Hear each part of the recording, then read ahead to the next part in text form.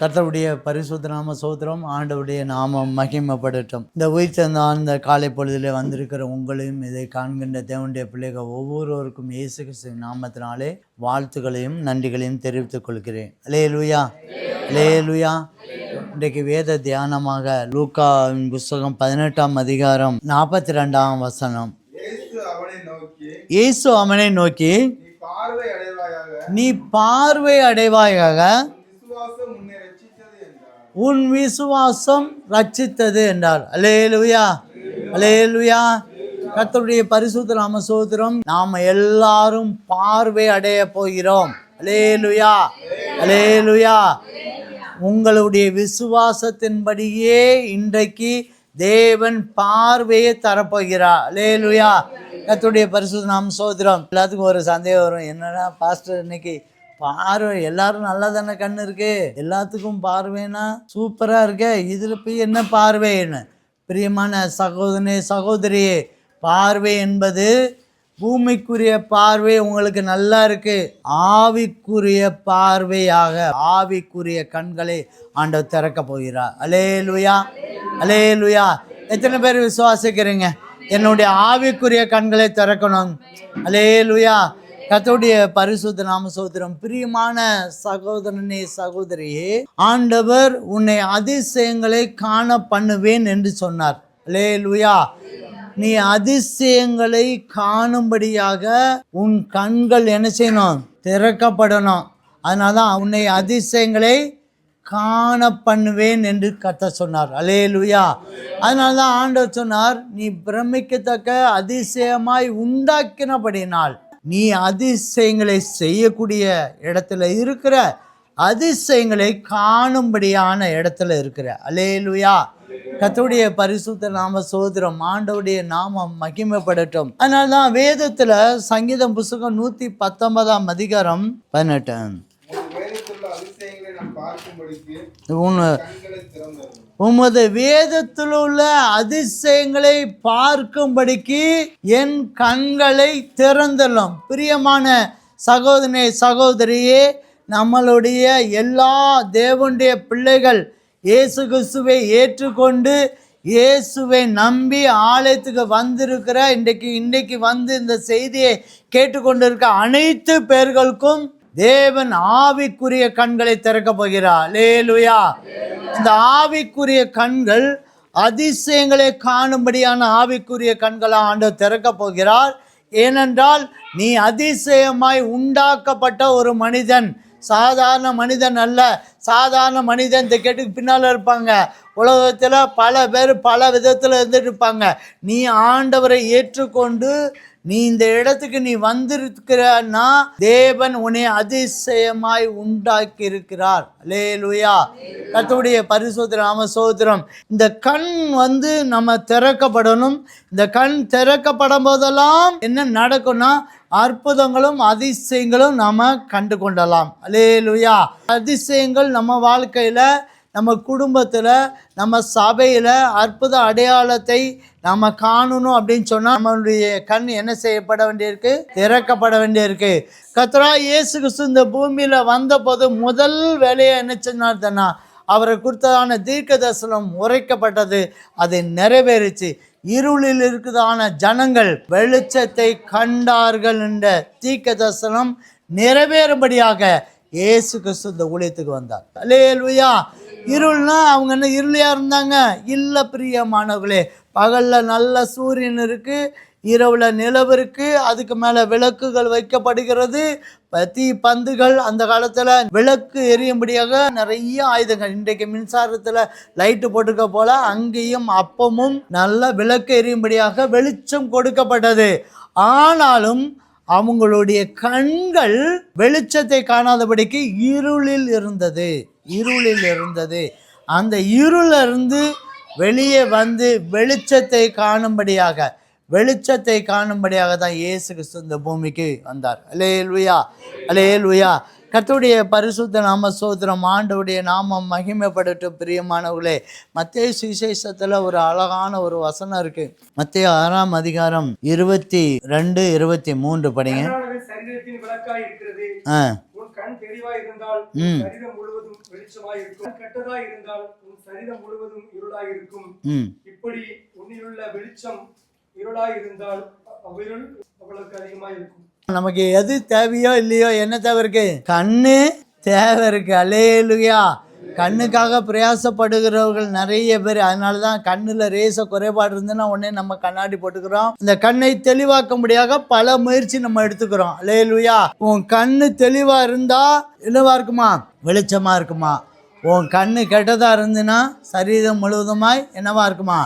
இருளாய் இருக்குமா? அல்லேலூயா. கர்த்தருடைய பரிசுத்த நாம ஸ்தோத்திரம்.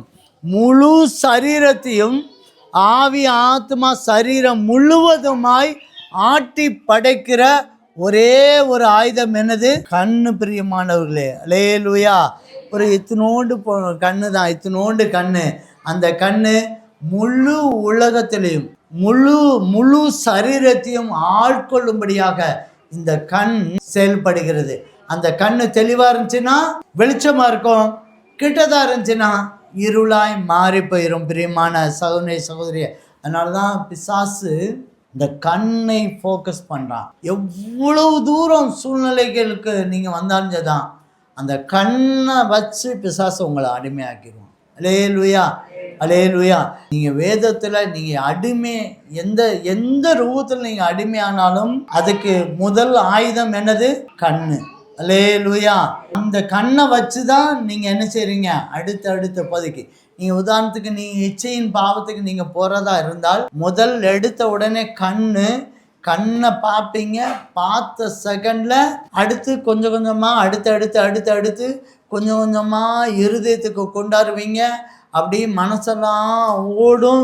அப்படியே இருதயமும் மூளையும் செயல்படும். கடைசியில் ஒரு நாள் சரீரத்தில் பாவம் செய்ய ஆரம்பிச்சிடும். அல்லேலூயா. நீங்கள் இது இச்சையின் பாவம் மாத்திரமல்ல, நிறைய பாவம் இருக்குது. நீங்கள் பார்த்தீங்கன்னா உலக பழமொழி சொல்லிருக்கு, மண்ணாசை, பொன்னாசை, பெண்ணாசை, பொருளாசை. அதையும் வச்சுக்குவோம். அவ்வளோதான். எனக்கு கண்ணு உருட்டும். என்னையெல்லாம் ஒரு தடவை உருட்டிச்சு. நான் நிறைய தடவை சொல்லியிருக்கேன், இன்றைக்கும் சொல்லியிருக்கிறேன். நான் ஒரு தடவை எங்கள் வீட்டுக்கு போயிட்டு கொஞ்சம் வெறுமையாக இருந்தது. ஒரு சோஃபா வாங்கி கொடுக்கலாம் அப்படின்னு ஒரு சோஃபா வாங்குறக்காக நான் போனோம். உண்மையில் கண்ணு உருட்டுன்னு விட்டுருச்சுங்க. என் வாழ்க்கையில் அப்படி உருட்டு. என்னை பார்த்துட்டு வெளியே வரவே முடியலை. திரும்ப உள்ளே போய் அந்த சோஃபாவை வாங்கிடுவோன்னு சொல்லி ரொம்ப விலைக்குன்னு தான் அந்த அன்னைக்கு இருக்க சூழ்நிலையில் நான் அந்த வாங்கறதுக்கு எனக்கு தகுதியாக இருக்கான்னு எனக்கு தெரியாது. ஆனாலும் அதை மீறி வாங்கிடுவோன்னு சொல்லி வாங்கியாச்சு. அல்லேலூயா. அதனால் நான் பட்ட கஷ்டம்னா ரொம்ப அதிகம். அது சோபாய் நிமித்தமாய் நான் பட்ட பாடுகளும் கஷ்டங்களும் ரொம்ப அதிகம். அல்லேலூயா. கண்ணு பொருளாசை என்பதற்காக நான் சொல்கிறேன். பொருளாசை கண்ணு உருட்ட தான் செய்யும். அல்லேலூயா. இந்த உலகத்திலேயே இப்படி சொல்லிட்டாங்க. கண்ணு மண்ணாசை, எல்லா தீமைக்கும் வேறாய் இருக்கிறது. பிசாசு இந்த மனிதர்களை கண்ணை வச்சு பிடிச்சிக்கிட்டோன்னு வைங்களேன், இவன் எங்கேயும் தப்பிக்க முடியாது, நம்ம பாட்டு கண்ட்ரோல் பண்ணிக்கலாம் அப்படின்னு சொல்லிட்டு ரொம்ப ஈஸியாக அவன் பயன்படுத்தி கொண்டு இருக்கிறான். அல்லேலூயா. இந்த பிசாசினுடைய கண்ட்ரோலில் இருக்கிறதான கண்களை தான் இன்றைக்கி நம்ம பார்வை அடைய போகிறோம். அல்லேலூயா. எத்தனை பேர் விசுவாசிக்கிறீங்க? அல்லேலூயா. நீதிமொழியின் புத்தகம் 6ஆம் அதிகாரம் 25 படிங்க.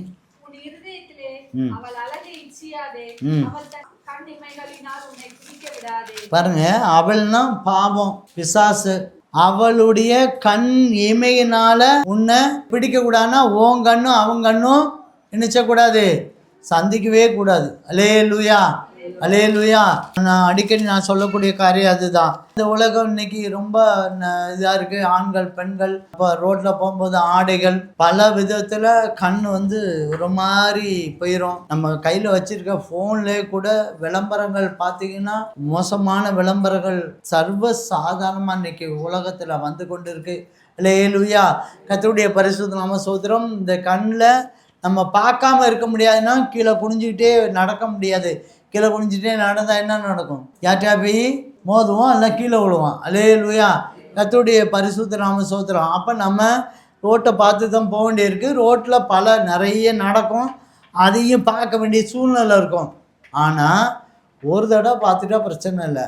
ஆனால் 2வது தடவை 3வது தடவை திரும்ப திரும்ப நீங்கள் பார்த்துட்டீங்க அப்படின்னு சொன்னால் நீங்கள் பிசாசினுடைய கண் இமைகளில் பிடிக்கப்பட்டிருக்கீங்கன்னு அர்த்தம். அல்லேலூயா. கர்த்தருடைய பரிசுத்த நாம ஸ்தோத்திரம்.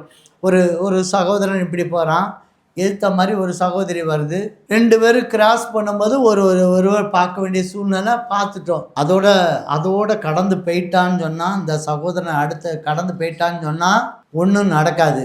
இந்த சகோதரியும் அதோட போயிட்டா அப்படின்னு சொன்னால் ஒன்றும் நடக்காது. இந்த சகோதரன் இன்னும் கொஞ்சம் போயிட்டு, இந்த சகோதரி இன்னும் கொஞ்சம் போயிட்டு, இந்த 2 பேரும் திரும்ப ஒருத்தருக்கு ஒருத்தர் பார்த்தாங்களான்னு சொல்லி திரும்பி பார்ப்பாங்க பாருங்கள். அப்படி பார்த்துட்டீங்கன்னு சொன்னால் அந்த 2 பேருடைய கண் இமைகள் பிடிக்கப்பட்டுருச்சுன்னு அர்த்தம். அல்லேலூயா. கர்த்தருடைய பரிசுத்த நாம ஸ்தோத்திரம். நான் இது எல்லாத்துக்கும் உங்களுக்கு நல்லா புரியுங்கிறக்கா சொன்னேன். நீங்கள் எல்லாரும் வாலிப வயசை கடந்து போனவங்க, கண் இமையினால் கஷ்டப்பட்டதால் நிறைய பேர் இருக்கீங்க. ஸோ உங்களுக்கு அதை புரிஞ்சிருக்கும் என்பதற்காக நான் சொன்னேன். அல்லேலூயா. கர்த்தருடைய பரிசுத்த நாம ஸ்தோத்திரம். கண் இமையில் மண் ஆசையிலையோ, பொருள் ஆசையிலையோ, பெண் ஆசையிலையோ, பொன்னாசைனா தங்கத்து மேலே இருக்க ஆசை. ஆமாம், நிறைய பேர் அப்படி ஒரு ஆசை இருந்துக்கிட்டே இருக்குது தங்கத்து மேலே. அல்லேலூயா. அந்த தங்கத்து மேலே இருக்க ஆசையிலையோ நீங்கள் என்ன செய்யக்கூடாது, கண்ணை பிடிக்க விட்டுறாங்க. பிசாசை பிடிக்க விட்டுறக்கூடாது. அல்லேலூயா. வெளிப்படுத்த விசேஷம் 3ஆம் அதிகாரம் 18ஆம் வசனம் படிங்க. உன் நிர்வாணமாகிய அவலட்சணம் தோன்றாதபடிக்கு உடுத்திக் கொள்வதற்கு வெண் வஸ்திரங்களையும் என்னிடத்தை வாங்கிக் கொள்ளவும், நீ பார்வையடையும்படிக்கு உன் கண்களுக்கு தரித்திரம் போடவும் வேண்டும் என்று உனக்கு ஆலோசனை சொல்கிறேன். அல்லேலூயா. நீங்கள் நிர்வாணமாய், அதாவது மற்றவங்க உங்களை பார்த்து அசிங்கமாய் இருக்குன்னு சொல்லாதபடிக்கு உங்கள் கண்களில் என்ன போடணுமா, கலிக்கம் போடணும். கலிக்கம்னா மருந்து, அல்லனா அதை சரி செய்யும்படியாக ஆலோசனை சொல்கிறார். அல்லேலூயா. அதுக்கு தான் ஆண்டவர் சொன்னேன், ஏன்டா நீங்கள் வெண் வஸ்திரத்தை நீங்கள் வாங்கிக்காங்க, என்னுடைய வஸ்திரத்தை நீங்கள் வாங்கிக்காங்க. அல்லேலூயா. கர்த்தருடைய பரிசுத்த நாம ஸ்தோத்திரம். பிரியமான சகோதரனே சகோதரி, நாம் பார்க்குற கண், நம்ம பார்க்குற உலகம்ங்கிறது அது சாதாரண பார்வை, அது ஆவிக்குரிய பார்வையாய் நம்ம பார்க்க வேண்டும். அல்லேலூயா. ஆண்டவரை இயேசு கிறிஸ்துவை ஏற்றுக்கொண்ட அனைத்து பேரும் நம்ம ஆவிக்குரிய கண்கள் திறக்கப்படணும். நீங்க இயேசு கிறிஸ்துவ வந்தவங்க நிறைய பேர் குருடர்கள் திறக்கப்பட்டாங்க. அல்லேலூயா. நிறைய குருடக கண்கள் திறக்கும்படியாக சொல்லார். நீ பாரு, நீ ஆவிக்குரிய பாரு அப்படின்னு சொல்லி நிறைய ஆலோசனை கொடுத்தார். அல்லேலூயா. கர்த்தருடைய பரிசுத்த நாம ஸ்தோத்திரம். 2 ராஜாக்கள் புத்தகம் 6ஆம் அதிகாரம் 17ஆம் வசனத்தை எடுத்துக்கிட்டீங்கன்னா, விண்ணப்பம் பண்ணி, கர்த்தாவே, இவன் பார்க்கும்படி இவன் கண்களை திறந்தருளும் என்றான். உடனே கர்த்தர் அந்த வேலைக்காரன் கண்களை திறந்தார். இதோ எலிசாவை சுற்றிலும் அக்கினிமயமான குதிரைகளாலும் ரதங்களாலும் அந்த மலை நிறைந்திருக்கிறதை அவன் கண்டான். கர்த்தருடைய பரிசுத்த நாம ஸ்தோத்திரம். இந்த சம்பவம் நமக்கு எல்லாத்துக்குமே தெரியும். எலிசாவும் அவங்க வேலைக்காரனும் ஒரு இடத்துல உட்கார்ந்து இருக்காங்க. நைட் அவங்க வீட்டுல தங்கி இருந்துட்டு அவங்க வெளியே வரும்போது, காலையில எழுந்துச்சு வெளியே வரும்போது வேலைக்காரன் பார்க்கிறாரு, எலிசாவை சுற்றிலும் நிறைய எதிராளிகள், எதிர்கூட்டங்கள் ஆயுதங்களோடு எதிர்த்து அந்த வீட்டை சுற்றிலும் நிற்கிறார்கள். உடனே அந்த வேலைக்காரன் பயந்து சொல்றான், ஐயோ நிஜமானனே, நம்ம வீட்டை சுற்றிலும் எதிரிகள் பாளையம் இறங்கிட்டாங்க, சுத்தி ஆயுதம் வச்சிட்டு இருக்காங்க அப்படின்னு சொல்லிட்டு அவன் பயந்து சொல்லும் போதுதான் எலிசா சொன்னாரு, இல்ல ஜெபம் பண்ணாரு, ஆண்டவரே இவன் கண்களை திறந்துடலாம். இவன் பார்க்கறது சாதாரண பார்வையா பார்க்கறான், ஆனா ஆவிக்குரிய பார்வையா பார்க்க வேண்டும் ஆண்டவரேன்னு சொல்லி எலிசா கண்களை திறந்துடலாம் சொல்லி ஜெபம் பண்ணி கேட்கும் போது கர்த்தர் அவன் கண்களை திறக்கும் போது இவங்க எதிரியின் படைக்கு பின்னால ஆண்டவருடைய படைகள் நிறைய நிற்கதே கண்டான். அல்லேலூயா. கர்த்தருடைய பரிசுத்த நாம ஸ்தோத்திரம். இதுதான் ஆவிக்குரிய கண்கள். ஆவிக்குரிய உலகத்துல இயேசு கிறிஸ்து நமக்கு வைத்திருக்க ஆசீர்வாதம் என்ன, ஆவிக்குரிய இடத்துல இயேசு நமக்கு வைத்திருக்கிற பாதுகாப்பு என்ன, ஆண்டவர் நமக்காக பிரயாசப்பட்டதனுடைய பலன் என்ன என்பதை தெரியணும் என்பதற்காக தான் ஆவிக்குரிய கண்கள் திறக்கப்படும். அல்லேலூயா. கர்த்தருடைய பரிசுத்த நாம சோதரம், ஆண்டவருடைய நாமம். நம்ம எந்த இடத்துல நம்ம தோத்து போகிறோம் தெரியுமா? ஏன் தெரியுமா? நம்ம இந்த ஆவிக்குரிய கண்கள் திறக்காதனால பூமிக்குரிய பிரச்சனையை பிசாசு நம்மகிட்ட காமிக்கிறான். அல்லேலூயா. ஆவிக்குரிய கண்கள் நமக்கு திறந்திருந்தா எப்படி போர் நடக்கும், எப்படி ஜெயிக்க போறாரு, கர்த்தர் உங்களுக்காக யுத்தம் பண்ணுவார், நீங்கள் சும்மா இருப்பீங்க, வாக்கு தத்தம் எப்படி நிறைவேறும் என்பதை நம்ம கண்ணு பார்த்துட்டோம்னா தைரியமாக இருக்கும். அப்படி தானே? நம்ம கண்ணு பார்த்துருந்தா தெரியும். ஆனால் நம்ம கண்ணு பார்க்காத அளவுக்கு பிசாசு அந்த கண்ணை அடைச்சிட்டு அவன் என்ன காமிக்கிறான்னா பூமிக்குரிய பிரச்சனையை பெருசாக காமிக்கிறான். பூமிக்குரிய காரியத்தை எல்லா சம்பவத்தையும் பெருசா சின்ன காரியமாக இருந்தாலும் அதை ரொம்ப பெருசாக புதாகாரமாக காமிக்கிறான். அப்பா, இது இல்லாமல் நீ இருக்க முடியாது, இது இல்லாமல் நீ பண்ண முடியாது, அப்படியாக்கும் இப்படியாக்கும், நீ இன்னைக்கு சம்பாதிக்கலாம் பிறகு என்னைக்கு சம்பாதிக்க போகிற, அப்படி இப்படின்னு. ஆனால் சொல்கிறது இன்னைக்கு விட்டாச்சுன்னா அவனுக்கு கிடைக்குமா கிடைக்காதுல்ல அப்படின்னு சொல்லி நம்மகிட்ட இந்த பூமிக்குரிய பிரச்சனையை பெருசாக காமிச்சு ஆவிக்குரிய கண்களை நமக்கு திறக்காமடிக்கு பிசாசு தடை பண்ணோம். அல்லேலூயா, அல்லேலூயா. கர்த்தருடைய பரிசுத்த நாம சோதரம், ஆண்டவருடைய நாமம் மகிமைப்படட்டும். கண்கள் திறக்கப்படணும் பிரியமானவர்களே. அந்த கண்ணு திறக்கப்பட்டாதான் இந்த சரீரம் வெளிச்சமாய் காணப்படும். அல்லேலூயா. கர்த்தருடைய பரிசுத்த நாம சோதரம் நல்லா தெரிஞ்சுக்காங்க. இந்த கண்ணை நீங்கள் பார்த்தீங்கன்னா இருட்டாக தான் இருக்கும். வெளி உலகத்துக்கு பார்த்தா சில பேரை பார்க்கும்போது அழகாக தெரியும். அப்படின்னா இப்போ எல்லாரையும் பார்த்து ஏன் அழகாக இருந்தாலும் இல்லாட்டாலும் பிசாசு சொல்கிறது இதெல்லாம் ஒன்றும் இல்லைப்பா அப்படின்னு சொல்லிட்டு போயிடுவான். இப்போலாம் பெருமை பாராட்டுறது அவன்கிட்ட கிடையாது, கீழே தள்ளி விடுறது தான் அவனுடைய வேலை. அல்லேலூயா. கர்த்தருடைய பரிசுத்த நாம சோதரம். ஆவிக்குரிய கண்கள் நம்ம திறக்கப்படும் போது மட்டும்தான் நம்ம சரீரம் என்னவா மாறும்? வெளிச்சமாய் மாறும். ஏசாயா புத்தகம் 63 படிங்க.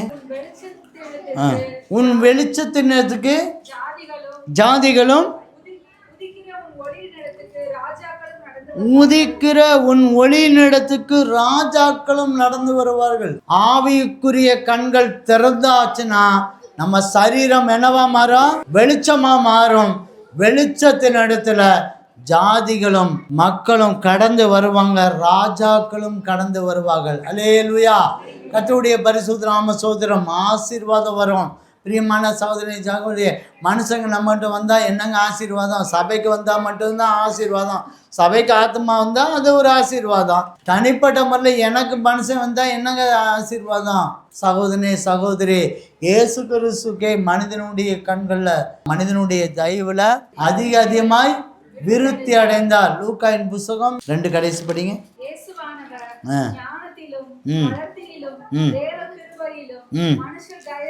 மனுஷர் தயவிலும் அதிகமாய் விருத்தி அடைந்தார். அல்லேலூயா. அவருக்கே அதிகமாய் மனுஷனுடைய தயவுல விருத்தி தேவை இருக்கு. நமக்கு மனுஷனுடைய தயவு தேவை இருக்கு. பிரியமான சகோதரி, மனுஷனுடைய தயவு தேவை இருக்கு. ஒரு அதிகாரினுடைய தயவு தேவை இருக்கு. அக்கம் பக்கத்தில் உள்ள தயவு தேவை இருக்கு. வேலை ஸ்தலத்தில் உள்ள தயவு தேவை இருக்கு. சபையில் ஒருத்தருக்கு ஒருத்தர் தயவு தேவை இருக்கு. எல்லா விதத்திலும் மனுஷனுக்கு தயவு நமக்கு தேவை இருக்கு. பிரியமானவர்களே, இந்த மனிதர் எனக்கு பிரயோஜனமே ஆக மாட்டான் அப்படின்னு சொல்லி எந்த மனிதனும் தள்ளிவிடாதபடிக்கு இயேசுவானர் போல நமக்கும் மனிதனுடைய தயவு தேவை இருக்கு. இந்த மனித தயவு தான் நம்மகிட்ட வரும்போது, நம்ம அக்கம் பக்கத்தில் சூழ்ந்து நிற்கும் போது ஒரு பெரிதான ஆசீர்வாதத்தை பெற்றுக்கொள்ள முடியும். அல்லேலூயா, அல்லேலூயா. கர்த்தருடைய பரிசுத்த நாம ஸ்தோத்திரம். ஆண்டவருடைய நாமம் மகிமைப்படட்டும். பிரியமான சகோதரி, நம்ம கண்ணு வெளிச்சம் ஆயிடுச்சுன்னா, நம்ம கண்ணு பார்வை அடைந்தால், நம்ம கண்ணு ஆவிக்குரிய கண்கள் நம்ம திறக்கப்பட்டுச்சுன்னா நம்ம சரீரம் வெளிச்சமாகும் போது அநேக மனிதனுடைய தயவு நமக்கு கிடைக்கும். அது நிமித்தமாய் நமக்கு ஒரு பெரிய ஆசீர்வாதத்தை ஆண்டவர் கட்டளை இடுகிறார். அல்லேலூயா, அல்லேலூயா. அதிசயங்களையும் அற்புதங்களையும் காண செய்கிறார். அல்லேலூயா. கர்த்தருடைய பரிசுத்த நாமம் ஸ்தோத்திரம். ஆண்டவருடைய நாமம் மகிமைப்படட்டும். பிரியமான சகோதரனே சகோதரியே, இந்த கண்களை திறக்கும்படியாக அந்த குருடன் என்ன பிரயாசப்பட்டான். இந்த வேதத்துல பரிசுத்த ஆவியான மூலமாக இயேசு கிறிஸ்து இந்த பூமியில நடந்து திரிந்து அற்புத அடையாளத்தை செய்தார். அதை ஆவியான மூலமாக இந்த புத்தகத்துல ரொம்ப தெளிவாக, இந்த புத்தகத்துல தெளிவாக அந்த குருடனுடைய சம்பவத்தையும் எழுதி வைக்கப்பட்டிருக்கு. அல்லேலூயா. அதுக்கு காரணம் என்னன்னா, அவனுடைய சம்பவம், அவனுடைய அன்னைக்கு அவன் பெற்ற அதிசயம் நமக்கு ஒரு அனுபவ பாடமாக இருக்க வேண்டும். அல்லேலூயா, அல்லேலூயா. இன்னொரு கோணத்துல அவன் பெற்றுக்கொண்டது போல, பார்வை அடைந்தது போல நாமளும் ஆவிக்குரிய பார்வை பெற வேண்டும் என்பதை உணர்த்தும்படியாக இந்த இடத்துல கொடுக்கப்படுகிறது. அல்லேலூயா. கர்த்தருடைய பரிசுத்த நாம ஸ்தோத்திரம். இப்போ இந்த இடத்துல இந்த குருடன் எப்படி ஆசீர்வாதத்தை பெற்று கொண்டான் என்பதை நம்ம தெரிந்து கொண்டோம்னா, நாமளும் வரக்கூடிய நாட்களில் ஆவிக்குரிய பார்வையை பெற்றுக்கொண்டு, சரீரத்தின் வெளிச்சத்தை பெற்றுக்கொண்டு, மனிதனுடைய தயவுல நம்ம என்ன செய்யலாம், பெரிய ஆசீர்வாதத்தை பெற்றுக்கொள்ளலாம். அல்லேலூயா. கர்த்தருடைய பரிசுத்த நாம ஸ்தோத்திரம். முதலாவது லூக்காவின் புத்தகம் 18ஆம் அதிகாரம் 37-38.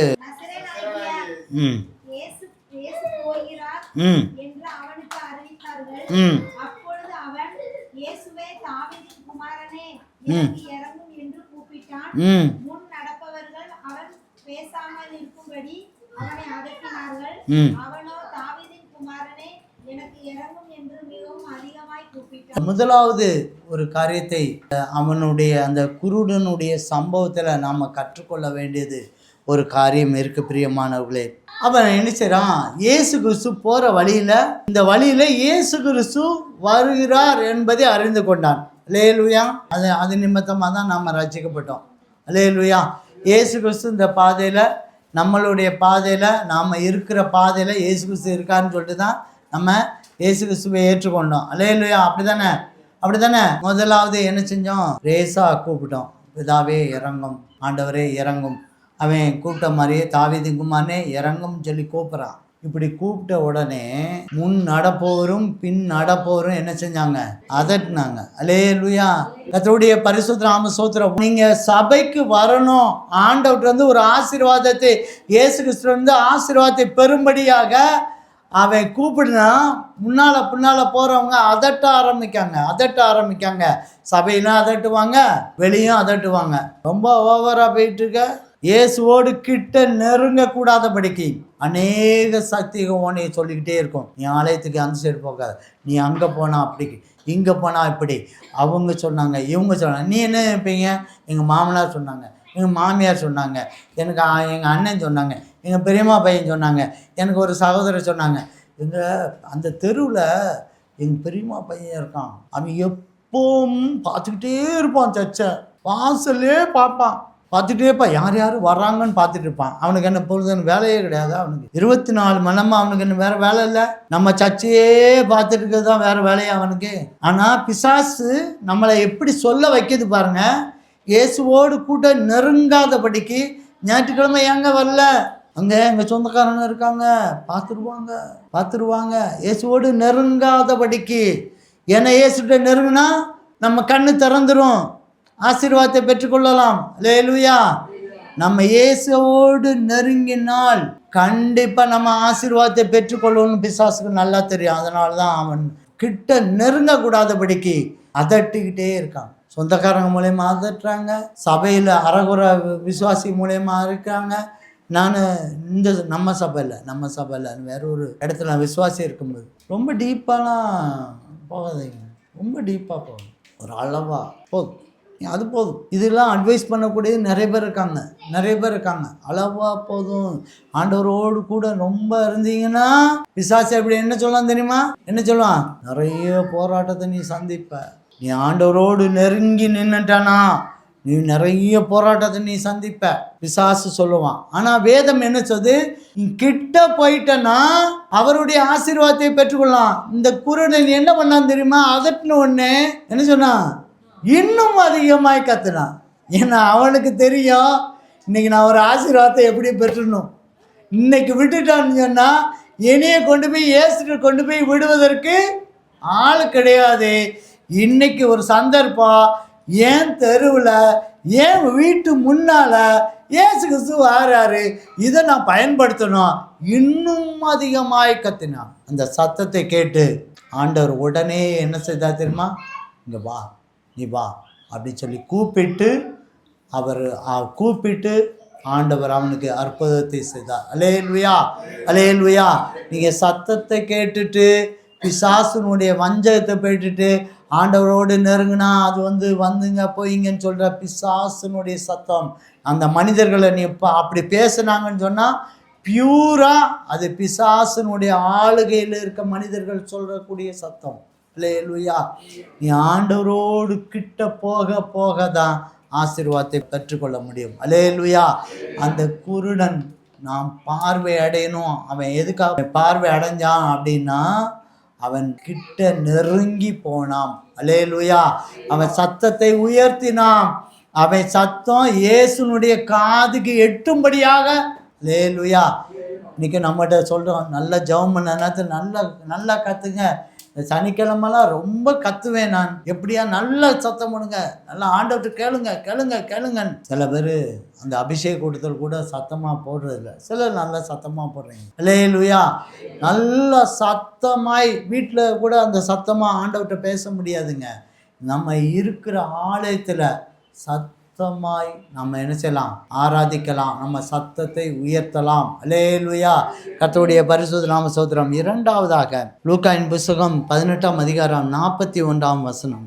நான் உனக்கு என்ன செய்ய வேண்டும் என்று இருக்கிறாய் என்று கேட்டார். அதற்கு அவன், ஆண்டவரே, நான் பார்வை அடைய வேண்டும் என்றான். அந்த குருடனுக்கு இயேசு கிறிஸ்ட என்ன கேட்கணும் அப்படிங்கிறத தெரிஞ்சுக்கணும். இயேசு கிறிஸ்து என் கிட்ட வந்துட்டான்னா இயேசு கிறிஸ்து என்ன நான் கேட்கணுங்கிற ஒரு தெளிவு இருந்தது. பிரியமான அல்லேலூயா.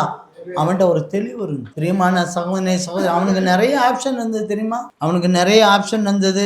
கண்கூடாக அற்புத அடையாளத்தை அவன் பார்க்கல, காது வழியாக தான் சில அற்புதத்தை அவன் கேள்விப்பட்டிருக்கான், அவ்வளோதான். கண்கூடா அவன் பார்த்ததில்லை. காது வழியாக ஏதோ இயேசு கிறிஸ்து அற்புதம் செய்கிறாருங்கிற மட்டும் அவன் கேட்டிருக்கான். ஆனால் அவன் ஒரு விஷயம் தெரிஞ்சிருந்தது, அவன் தெளிவாக என்ன கேட்கணும்னு. நிறைய பேர்கிட்ட இயேசு கிறிஸ்து என்ன கேட்கணும்னு கூட ஒரு தெளிவு கிடையாது. அல்லேலூயா. இன்னைக்கு என்ன பிரச்சனை, இன்னைக்கு என்ன தேவையோ அது மட்டும்தான் என்ன போதும். ஏசாவை போல, ஏசா என்ன செஞ்சார்? வேட்டையாடிட்டு வந்தார், களைப்பாக இருந்தார். அவன் நம்பி கூழ் காய்ச்சிட்டு இருந்தான். உடனே ஆமாம், பின்னால் ஆசீர்வாதம், பெரிய ஆசீர்வாதம், அது கடந்துட்டு போகுது, இப்போ எனக்கு கூழு கொடு அப்படின்னு சொல்லி சேஷ்ட புத்த பாகத்தை அவன் அக்செப்டே பண்ணினான். அல்லேலூயா, அல்லேலூயா. அது அதன் நிமித்தமாக அவன் கண்ணீர் விட்டும் அது கிடைக்கல. அல்லேலூயா. அந்த ஆசீர்வாதத்தை அவன் பெற்றுக்கொள்ள, அவனுக்கு கிடைக்கக்கூடிய ஆசீர்வாதத்தை நிறைய பேர் எனக்கு இப்போ வேணும். யார்கிட்ட போய் கேட்டீங்கன்னா எனக்கு இன்றைக்கி தேவை இருந்தால் தானேங்க. இன்றைக்கிங்க நான் ஒரு சகோதரன்ட்ட நான் கூப்பிட்டு சொல்லிகிட்டு இருந்தேன். ஆக்சுவலாக அந்த சகோதரனுக்கு எதிர்கால வாழ்வுக்காக நான் ஒரு ஒரு குறிப்பிட்ட பணத்தை நான் கையில் வச்சுக்கிட்டு இவன்கிட்ட இந்த பணத்தை கொடுத்துட்டேன்னா அவனுடைய எதிர்காலமெல்லாம் நல்லபடியாக போயிடும் அப்படின்னு சொல்லி ஆவியானவர் ஏவுனதுனால என்கிட்ட ஒரு குறிப்பிட்ட பணம் கையில் வச்சுருந்து அந்த சகோதரனுக்கு ஃபோன் பண்ணி கேட்டுக்கிட்டே இருந்தேன். ஃபோன் பண்ணி வாங்கன்னு. அவர் என்ன நினச்சார்னா, பாஸ்டர் என்னத்துக்கு கூப்பிட்டா கூட்டத்துக்கு வாம்பாரு. பாஸ்டர் எனக்கு கொஞ்சம் வேலை இருக்குது, எனக்கு அங்கே வேலை இருக்குது, எனக்கு இங்கே வேலை இருக்குது, தள்ளிகிட்டே இருந்தார். நான் 2 வாரம் பார்த்தேன், 3 வாரம் பார்த்தேன். அப்படியா? ஆவியானவர் அப்படியே மாற்ற சொன்னார். வேற ஒரு ஆள்கிட்ட கையில் கொடுத்துட்டு தொழில் ஆரம்பிப்பான் அப்படின்னு சொல்லி ஆரம்பிச்சுட்டு விட்டேன். அல்லேலூயா. அந்த சகோதரன்ட்ட சொன்னேன், ரொம்ப வருத்தப்பட்டார். நீ வருத்தப்பட்டு ஒரு பிரச்சனை, பாஸ்டர் இன்னொரு சந்தர்ப்பம் இந்த மாதிரி கிடச்சின்னா எனக்கு கொடுத்துருங்க அப்படின்னார். வருத்தப்படுறதுல ஒன்றுமே கிடையாது. எத்தனையோ சந்தர்ப்பத்தில் சொல்லியாச்சு. நிறைய பேருக்கு என்ன ஆசீர்வாதம் வேணும்னு கூட தெரிய மாட்டேங்குது. அல்லேலூயா, அல்லேலூயா. கர்த்தருடைய பரிசுத்த நாம ஸ்தோத்திரம். ஒரு சகோதரிட்ட நான் கேட்டேன், அவங்க கணவர் பயங்கரமான குடிகாரர். குடியினால அந்த பணம் சம்பாதித்து எல்லாத்தையும் வீணாக போயிட்டு இருக்கு. சம்பாதித்து ஒன்று கூட கையில் கிடையாது. அந்த சகோதரிகிட்ட கேட்டேன், என்ன சிஸ்டர், என்ன ஜெபிக்கணும், என்ன உங்களுடைய ப்ரேயர் ரெக்வஸ்ட் என்ன அப்படின்னு. அது சொல்லிச்சு, எங்கள் வீட்டுக்காருக்கு நல்ல வேலை கிடைக்கணும். அவர் வேலை பார்த்து அவர் டெம்பரவரியாக வேலை பார்க்காரு. ஆனால் அந்த அம்மா சொன்னது, எங்கள் வீட்டுக்காருக்கு நிரந்தர வேலை கிடைக்கணும். அல்லேலூயா. நீ வேலை பார்த்து தான் குடிச்சிட்டு போயிருக்காங்க. ஆனால் அந்த தெளிவு இருக்குது பாருங்கள், அறிவில் பாருங்கள். எங்கள் வீட்டுக்கார் ரட்சிப்புக்குள்ளே வந்துட்டான்னா, என் வீட்டுக்கார் குடிப்பழக்கத்துலேருந்து வெளியே போயிட்டான்னா, குடிப்பழக்கத்துலேருந்து விலகி வந்துட்டான்னா, அந்த ஆசீர்வாதம் சம்பாரிச்ச காசு ஃபுல்லாக என்கிட்ட தானே இருக்கும் அப்படிங்கிற ஒரு அறிவு கூட அந்த சகோதரிகிட்ட. வாலிப பொண்ணு வச்சுருக்க ஒரு தாயிட்ட நான் பேசினேன். உங்கள் பொண்ணுக்கு எப்படி மாப்பிள்ளை பார்க்க போகிறீங்க அப்படின்னு. சூப்பராக அரசாங்கம் வேலை பார்க்கணும். எங்கள் பாப்பா கருப்பு, ஆனால் மாப்பிள்ளை சிவப்பாக இருக்கணும், இத்தனை அடி இருக்கணும், இப்படி இருக்கணும். முக்கியமாக அவங்க அப்பா அம்மா கோட் போட்டுறவங்களா இருக்கணும், படித்தவங்களா இருக்கணும், ரொம்ப முக்கியம்.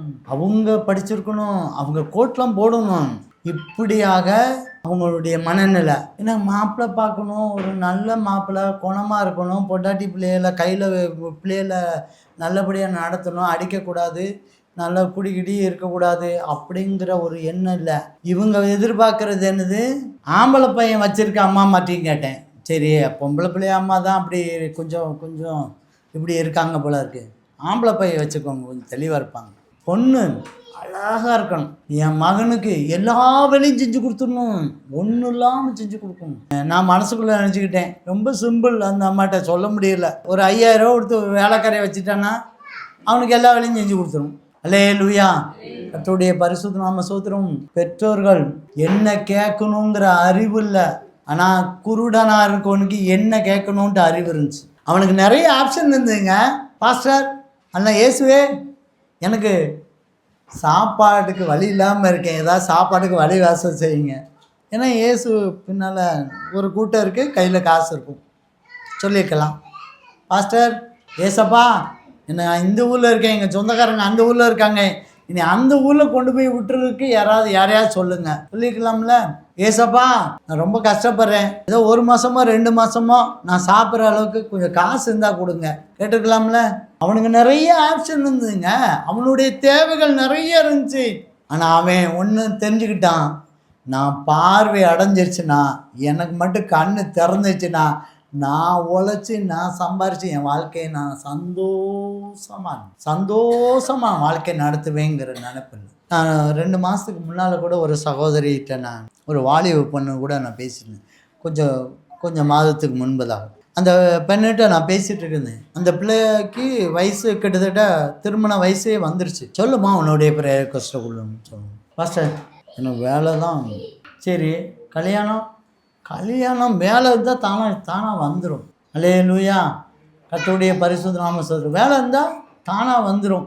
அந்த பொண்ணுடைய கான்ஃபிடென்ட் என்னென்னா, வேலை கிடச்சிச்சின்னா கல்யாணம் மற்ற எல்லா சந்தோஷமும் தானாக வரும் அப்படின்னு நினச்சி தான் நிறைய சகோதரிகள் 30 வயசுக்கு மேலே 40 வயசு வரைக்கும் வேலை பார்த்து, அரசாங்க வேலை பார்த்து பணம் சம்பாரித்து, சில பேர்லாம் ஆம்பளையாட்கள்லாம் பொம்பளை பிள்ளைகள்லாம் வீடு கட்டி, அவங்க சம்பாத்தியத்தில் வீடு கட்டி நகையெல்லாம் செஞ்சுட்டு எல்லாம் செஞ்சு முடிச்சுட்டு வந்து பார்க்காங்க, வயசு 35 வயசு ஆகி. அதுக்கப்புறம் தேடுறாங்க, பெண்ணுங்களையும் மாப்பிள்ளையும் தேடுறாங்க.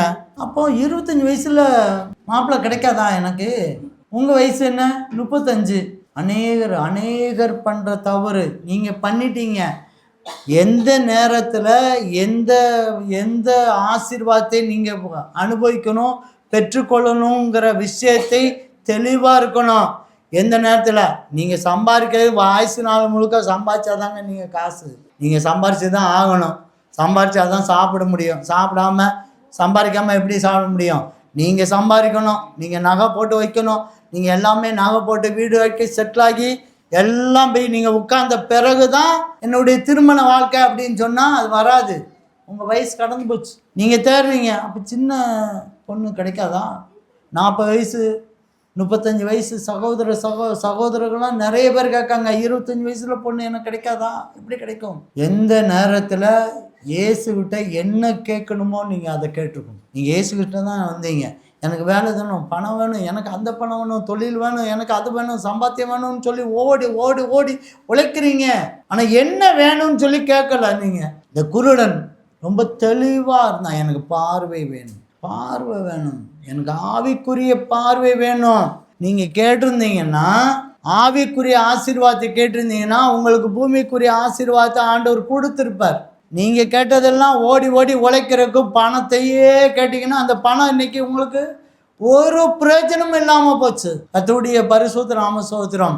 அந்த குருடனை போல என்ன கேட்கணும்னு சொல்லி ஒரு தெளிவு இருக்கணும். உங்களுக்கு என்ன வேணும், உங்கள் குடும்பத்துக்கு என்ன தேவை இருக்கு, சந்தோஷம், உங்கள் குடும்பத்தில் சந்தோஷம் என்ன இருக்கு, சமாதானம் என்ன இருக்கு, அது ரட்சிப்பா அல்லது எதிர்கால திட்டங்கள் எப்படி இருக்கு, அதை கேட்டு நீங்கள் பழக வேண்டும். அல்லேலூயா. கர்த்தருடைய பரிசுத்த நாம ஸ்தோத்திரம். மூன்றாவதாக லூக்காயின் புத்தகம் 18ஆம் அதிகாரம் 43ஆம் வசனம். உடனே அவன் பார்வை அடைந்து தேவனை மகிமைப்படுத்திக் கொண்டு அவருக்கு பின் சென்றான். ஜனங்கள் எல்லாரும் அதை கண்டு தேவனை புகழ்ந்தார். பார்வை பெற்ற பிறகு அவன் என்ன செஞ்சான் தெரியுமா? படித்துக்கொண்டே என்ன செஞ்சான்? இயேசுவை பின்னா போனான். நீங்கள் இயேசுவை பின்னால் போகுங்க அப்படின்னு சொன்னால் ஜனங்க தானாக என்ன செய்வாங்க? தேவனை புகழுவார்கள். அல்லேலூயா. நீங்கள் இயேசுவை பின்பற்றி போகணும். அற்புத அடையாளத்தை நீங்கள் பெற்றுக்கொள்ளுங்க. ஆண்டவர் அற்புத அடையாளம் உங்களுக்கு செஞ்சிட்டே தாங்க இருக்காரு. உங்களுடைய கஷ்டத்துக்கும் கண்ணீர்களுக்கும் உங்களுடைய பிரச்சனைகள் வரும்போதெல்லாம் ஆபத்து நாட்களில் ஏசப்பா எனக்கு உதவி செய்யுங்கன்னு கூப்பிடும் போதெல்லாம் உதவி செஞ்சிட்டு இருக்காரு. நீங்கள் ஆண்டவரை பின்பற்றி போகிறீங்களா? நீங்கள் என்ன செய்கிறீங்க தெரியுமா? ஒரு அற்புதம் முடிஞ்ச உடனே அடுத்த ப்ரேயர் ரெக்வஸ்ட்டை வச்சிடுறீங்க. ஆமாம், ஒரு அற்புதம் முடிஞ்ச உடனே ஒரு அற்புதத்தை அப்போ தான் செஞ்சுருக்காரு. நீங்கள் ஆண்டவரை மகிமைப்படுத்துறதில்ல.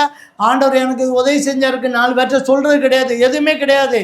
ஆண்டவர் செஞ்சு முடிச்சிட்டார்ல, ரைட் துறவை அடுத்து ப்ரேயர் ரெக்வஸ்ட் எனக்கு இதை வைங்க. கல்யாணம் முடிஞ்சிச்சா?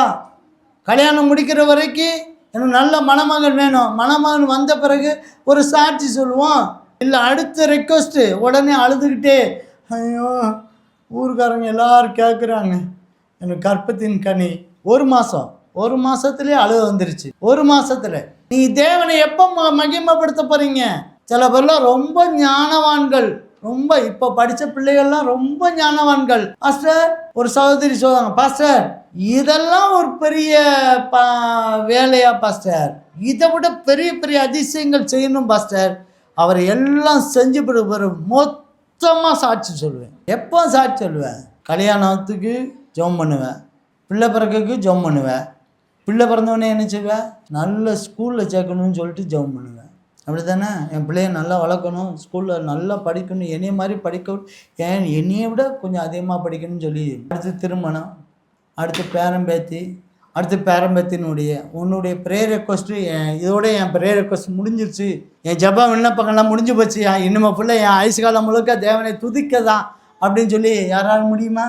ப்ரேயர் ரெக்வஸ்ட்டு போயிட்டே இருக்கும். அப்போ தேவனை மகிமைப்படுத்துறது எப்படி? அவன் என்ன செஞ்சான் தெரியுமா? பார்வை அடைஞ்சிருச்சு, தேவனை மகிமைப்படுத்தினான். இன்னைக்கு ரட்சிப்பு அடைஞ்ச பிறகு, விடுதலை கொடுத்த பிறகு தேவனை பின்பற்றனால்தான் பின்மாற்றம் அடைஞ்சு பின்னால் போய் பாவத்தில் போய் விழுந்திருக்கான். நிறைய சகோதரர்கள், நிறைய சகோதரிகள் ஏன் பின்மாற்றம் அடைஞ்சு ஞானஸ்நானம் எடுத்த பிறகும் அவன் ஏன் பின்மாற்றம் ஓடுறான் அப்படின்னு சொன்னால், ஏன் சபைக்கு வரமெடுக்கான் அப்படின்னு சொன்னால், அவன் பெற்ற நன்மைகளுக்காக தேவனை போற்றலை, துதிக்கலை, பின்பற்றலை. உனக்கு செய்யாத நன்மையா சொல்லுங்க? உனக்கு செய்யாத நன்மையா வேற ஆளுக்கு செஞ்சாரு? இல்லை கேட்குறேன், உனக்கு செய்யாத நன்மையா வேற ஆளுக்கு செஞ்சாரு?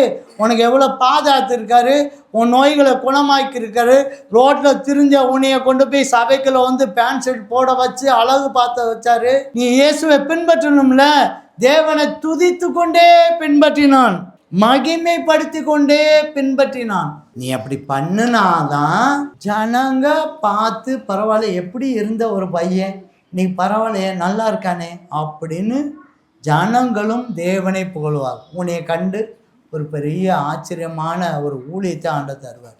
அல்லேலூயா, அல்லேலூயா. கர்த்தருடைய பரிசுத்த நாம ஸ்தோத்திரம். ஆண்டவருடைய நாமம் மகிமைப்படட்டும்.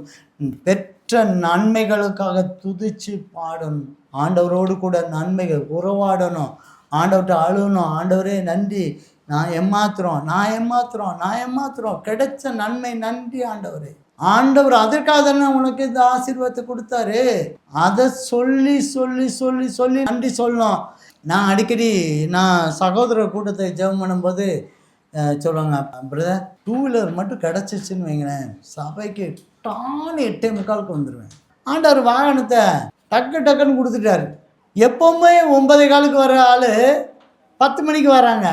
ஏங்க உங்களுக்கு 2 வீலர் கொடுத்துருக்காங்கல்ல, 2 வீலரோ காரோ கொடுத்துருக்காங்க, நீங்கள் வந்திருக்கலாம்ல. அது எப்படியோ லேட்டாகுதுன்னு தெரியலை.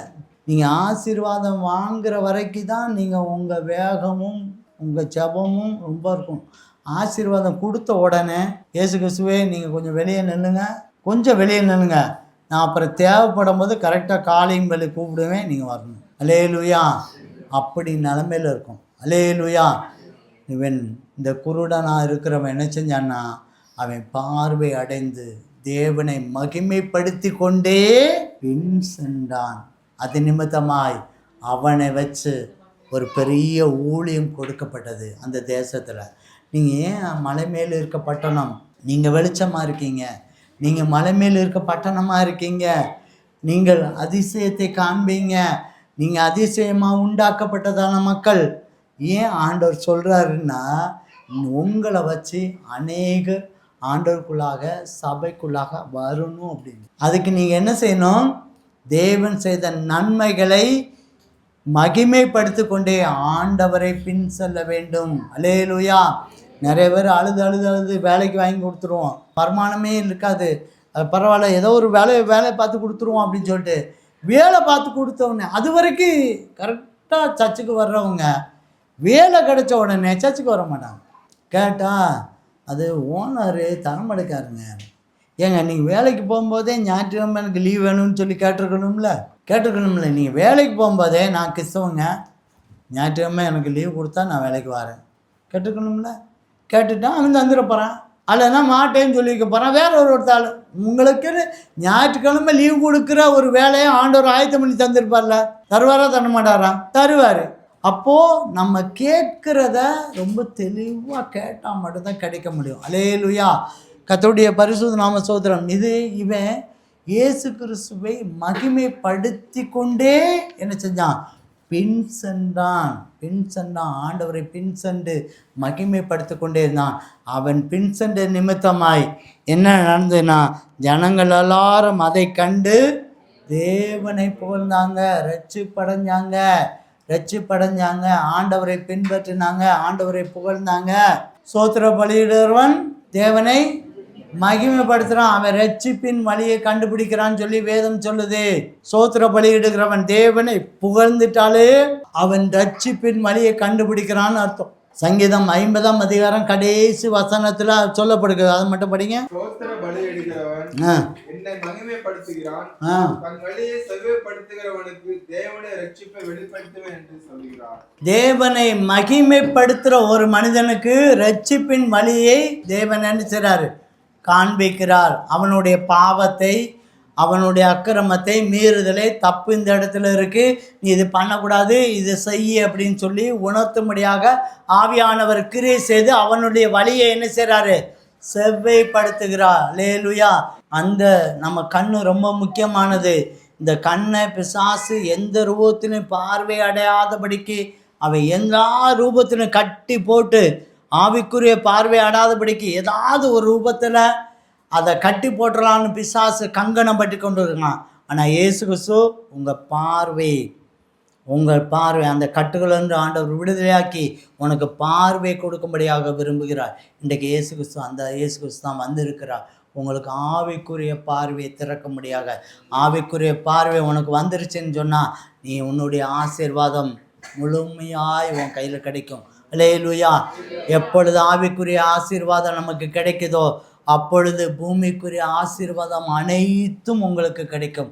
தேவனுடைய ராஜ்யத்தின் மீதியும் தேடுங்கள், அப்பொழுது பூமியில் உள்ள ஆசீர்வாதங்கள் அனைத்தும் கொடுக்கப்படும். அல்லேலூயா. ஆவிக்குரிய ஆசீர்வாதங்கள் எப்பெல்லாம் நீங்கள் வர்றீங்களோ அப்போல்லாம் பூமிக்குரிய ஆசீர்வாதங்கள் உங்களுக்கு கிடைக்கும். பிரியமான சகோதரியே, அன்னைக்கு அந்த குருடனை போல நீங்கள் யார் அதட்டினாஞ்சதான் ஆண்டவர்கிட்ட கிட்ட நெருங்காதபடிக்கு நீங்கள் என்ன யார் யார் என்ன பிரச்சனை வந்தாஞ்சதான் நீங்கள் என்ன செய்யணும்? ஆண்டவரோடு கூட இன்னும் அதிகமாய் நெருங்கி வரத்துக்கு ஆண்டவர் உதவி செய்யணும். நீங்கள் செய்யணும், ஆண்டவரோடு நெருங்கணும். அதே மாதிரி ஆண்டவர்கிட்ட என்ன கேட்கணும், என்ன ஆசீர்வாதத்தை கேட்கணும்னு சொல்லிட்டு ஒரு தெளிவு இருக்கணும்.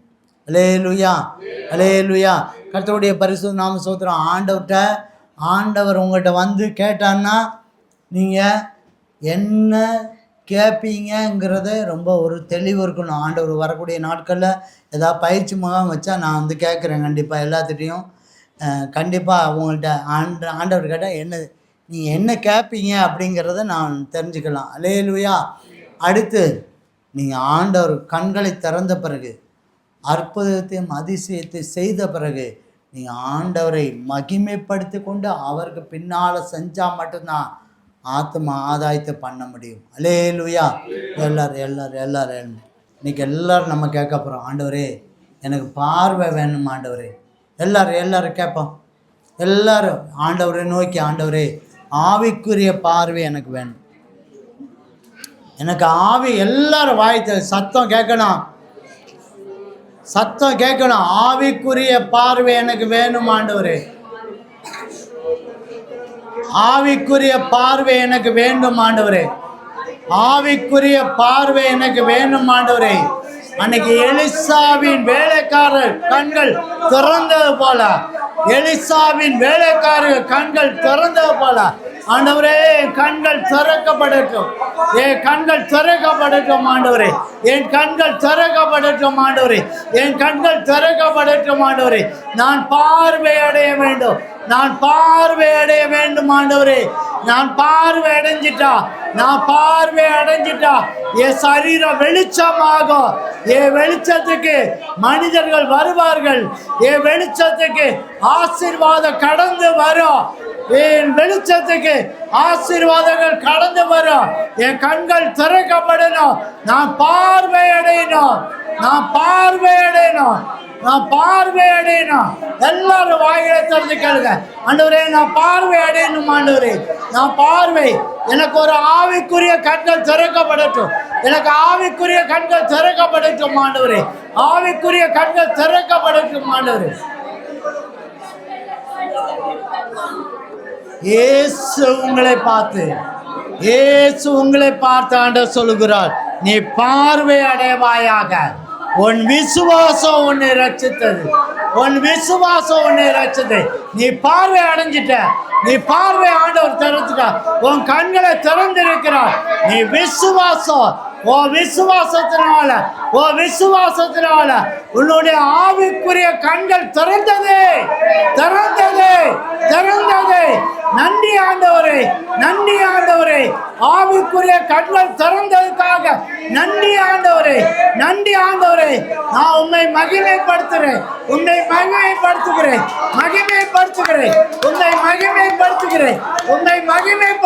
ஆண்டவரே. உம்மை போற்றுகிறேன், உம்மை புகழ்கிறேன். நன்றி ஆண்டவரே, என் பார்வை கொடுத்ததுக்காக, எனக்கு பார்வை கொடுத்ததுக்காக, கண்கள் திறந்ததுக்காக நன்றி ஆண்டவரே. நீ சமாதானத்தோடே போ, மகனே மகளே, உன் பார்வை அடைஞ்சிட்ட, நீ பார்வை அடைஞ்சிட்ட. தேவனை மகிமைப்படுத்தி நீ அவருக்கு பின்னாக செல். அதன் நிமித்தமாய் உனக்கு ஒரு ஊழியத்தை ஆண்டவர் தருகிறார். எல்லாம் சமாதானத்தோடே போ, கர்த்தர் உன்னை ஆசீர்வதிக்கிறார்.